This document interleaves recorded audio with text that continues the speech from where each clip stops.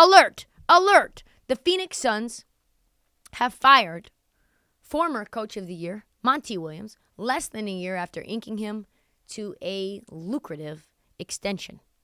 Matt Ishbia has literally written Monty Williams a $20 million check for him to go bye-bye. Dame wave. See you later. So some people are shocked, but I guess when you lose 2 closeout games by 30 in consecutive years, the writing's probably on the wall. So my thoughts on this are as follows. I think part of the reason that Monty Williams got fired is the same reason that he won Coach of the Year, which is he can take a team from 18 wins to the finals. Can he take them to win a championship? The answer, very clearly, is no. He's reached a point where his ceiling was met when the rosters were good enough to win a championship. We don't know what that ceiling is for Wes Unseld Jr. because he'll never have a roster that good. But we now know that Monty Williams is not good enough as a coach to reach a championship. We have seen Monty Williams' problems in terms of in-game adjustments. We see that he shortens his rotations in the playoffs to the point where it is detrimental to the team. And now it is coming out that he is rubbing players the wrong way. And if you believe that Ayton is a super talent and you think he can become a cornerstone of your team moving forward, and Ayton is at a crossroads and in an impasse with Monty Williams, one of those 2 guys has to go. One guy is making max money for the next 5 years, and one guy is not. So the guy that's not making max money and your new owner, Ishbia, you got to go. Second, and then you add in Matt Ishbia, who's like, I guess they said it on Twitter, and I think this is right. I think Matt Ishbia probably has main character syndrome, where he believes he is the protagonist in every part of the life that he's living.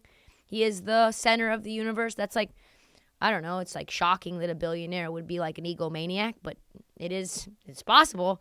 So Joe Tsai vibes I'm getting from Matt Ishbia. Wants to make splashy trades, wants to get in to the, kind of like Rob Pelinka a little bit, like wants to own the narrative, wants to make a splash, not afraid to spend money because he wants the narrative to be on him.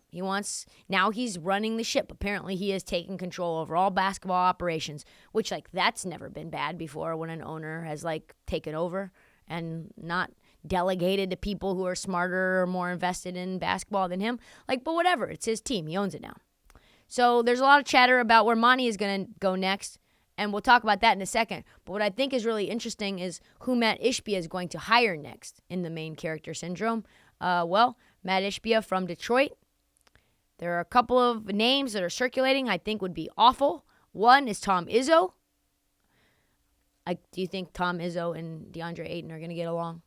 Like, if Monty Williams didn't get along with DeAndre Ayton, I promise you a college coach who has been leading in his own, like, control freak kind of way is not going to vibe with DeAndre Ayton. And then the second is maybe even worse, Isaiah Thomas. Isaiah Thomas, the guy who ran the Knicks into the ground as a GM and head coach combo. This could get ugly fast. This could get real ugly real fast. In terms of Monty, I think that Monty should go to a place that is like what Phoenix was when he took over. An 18-win team. Like the Detroit Pistons. A team that has a bunch of young talent that needs to get a culture set. As for the Suns' next coach, like I said, they're interviewing Nick Nurse. They're interviewing Mike Budenholzer. They are rumored to also be interested in Ty Lue. I like all those names personally much more than I like Isaiah Thomas or Tom Izzo. I would personally like someone like Jordy Fernandez from the Kings or maybe a Becky Hammon from the Las Vegas Aces. But I very, very doubt that Ishbia will hire an unknown. The bottom line is this. You now have 3 coaches of the year in the past 5 years who are now unemployed. 4 if you count Dwayne Casey, 2 of whom have won NBA championships. All I can say, it's a cold world out there. It's a cold, cold world. Whether it turns out to be the right decision or not, all depends on what comes next.